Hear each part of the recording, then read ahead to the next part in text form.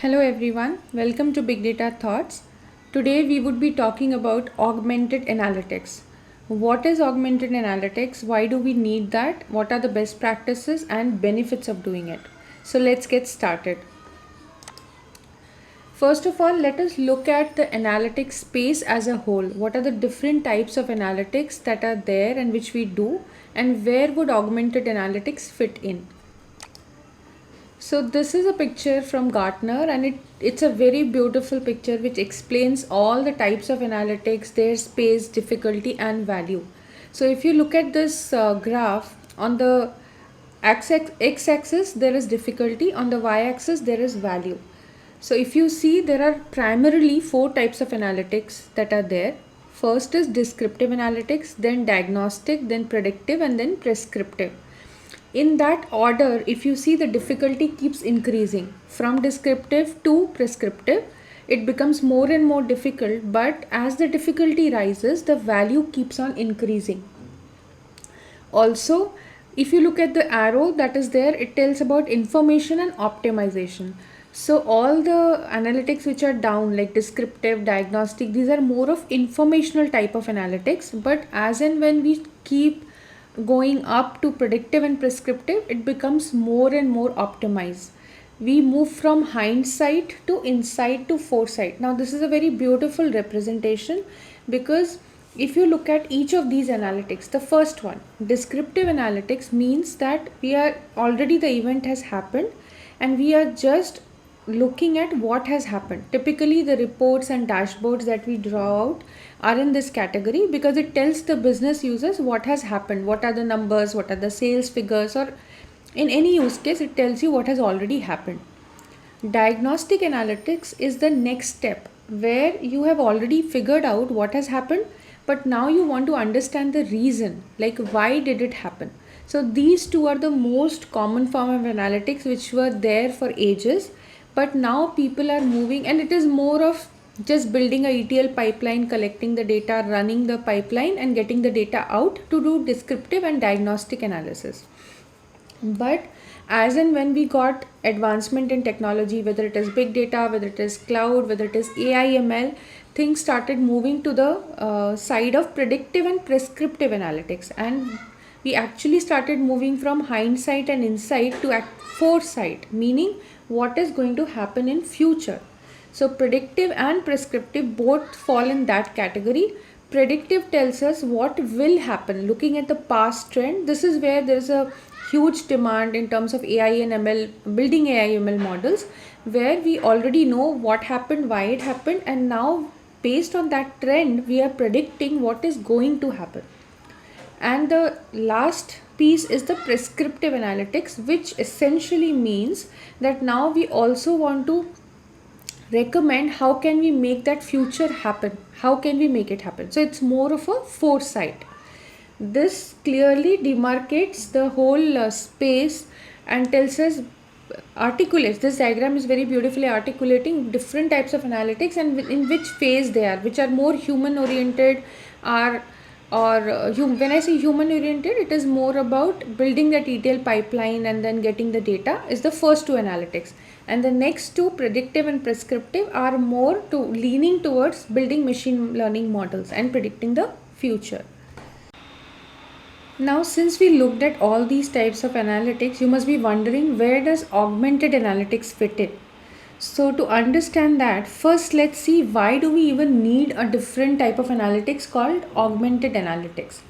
The primary reason is that today when we talk about, and everybody is looking forward and want to be futuristic, they want to build architectures which are future looking and which can do analytics for like prescriptive analytics and predictive. So that's where the role of a data scientist would come in. That's where a role of people who understand the domain, as well as who understand what use cases can be built looking forward in the future, are needed. Now for any data scientist to work, there is a lot of data that needs to be cleaned and prepared for the model to be built. So most of the work in an AI ML model will go like 75 to 80% of effort will go just in data preparation. and that's a pretty manual effort that was being done by data scientists. So first of all, the skill set data scientist is a costly skill set. There is the things are like, if you look at 5 years back versus today, of course there are many people who have gone into the space of data science, but definitely there is a need for people like that, and they are still very costly. 80% of the time of those people go in data cleansing and preparation. It can be error prone. The reason being that this is a space where they are doing most of the work, like prepping the data, and since it is a human oriented work, it is taking time, it will be error prone, and it will be biased as well.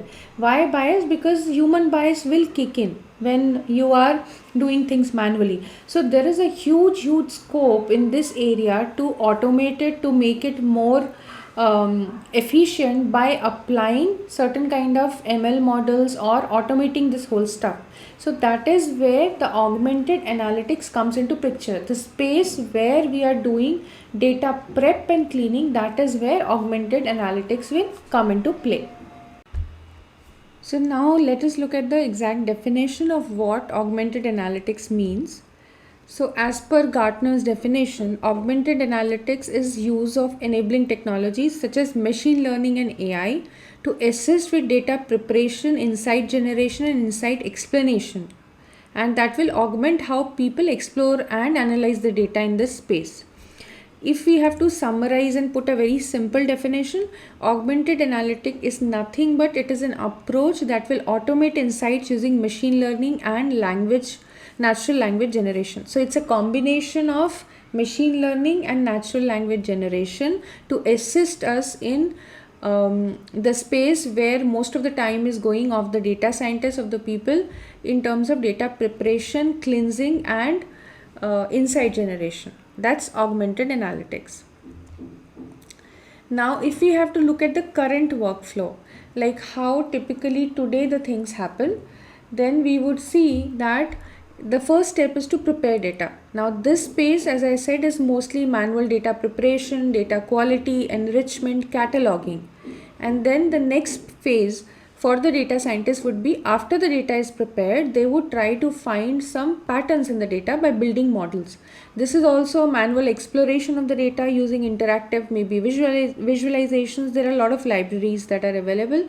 Manual feature engineering, model building. So you identify what features are there which are going to affect your model, then you build a model, and then you try to depict that model in terms, the output of the model in terms of dashboards or some UI where you will represent that. So that's more of sharing and operationalizing the findings. So these are primarily the 3 steps that are performed by a data scientist and in building any kind of ML model. Now this is very much manual effort goes into this, about preparing the data, about exploring the features, etc. Going forward, if we talk about augmented data analytics and that workflow, how the space will changes, we will have augmented data preparation, which means that there will be algorithms built, there will be models built to detect schema, profile catalog data, identify lineage, and then capture the metadata, etc. This entire space of preparing data can be made very quick and optimized, error free and human bias free by using augmented analytics, which means nothing but bringing AI and ML and natural language processing to this space. Then what will happen is this, even the finding patterns in data and building models can be done by algorithms. We can build algorithms that will find relevant patterns in the data. The models can be auto scaled, the code can be auto generated, and model management is augmented, because now here we can try to have a feature store, a model store which will store the different versions of our model, the experiments that we are doing. So we are basically trying to automate this whole space and then share the insights. The cycle remains the same, but we are trying to have augmented analytics in this space by bringing in AI ML models and natural language processing. And what is the advantage? Of course, the advantage is that we will have faster results. We will have deeper data analysis. It will save time for an analyst in terms of data prep and building the model. There will be no human bias. If we do not have manual repetitive process, we will actually remediate lot of the errors that occur, and we will also remove the bias, the human bias that is there. The actionable insights can be achieved by looking at the data much faster, and it will also make the process very, very simple and quick. So these are all in all the advantages of bringing augmented analytics into our architecture.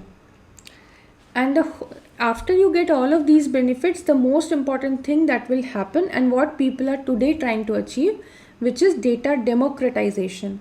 What does that mean?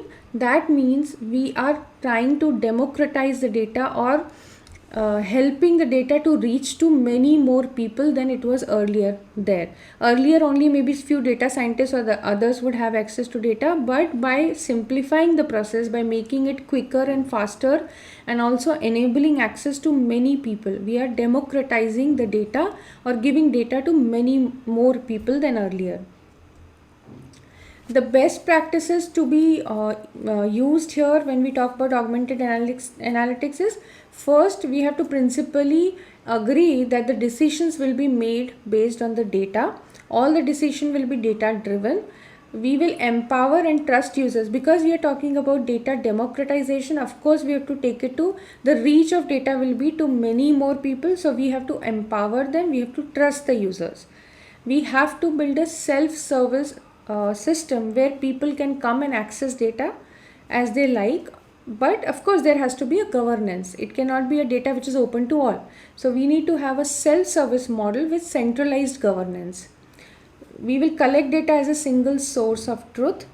And how augmented analytics will happen is, the organization has to move towards augmented analytics principally. So everybody needs to visualize big but think small, which means we will visualize to have augmented analytics enable efficiency in that entire space, but we will take it use case by use case. So we will visualize big, but we will think small, and by use case we will start building augmented analytics. There are many vendors in the market, but there are three major vendors which were there. Like, so if you talk about augmented analytics, it's a concept, but when you want to actually implement that concept, the vendors you can use is, there are Yellowfin Signals, ThoughtSpot, Spot IQ, even Microsoft Power BI gives you features to have augmented analytics built in. But more or less what we need to do as an individual, or as people who are building the architecture or who are designing the data flow, need to keep in mind that such kind of analytics will really help our journey towards futuristic analytics, and it will help us in optimizing that whole effort of preparing the data to build AI/ML models. So I hope this helps you in understanding what augmented analytics is and how we should think about it. Please like, share and subscribe to the channel to get many more interesting videos. Thanks everyone.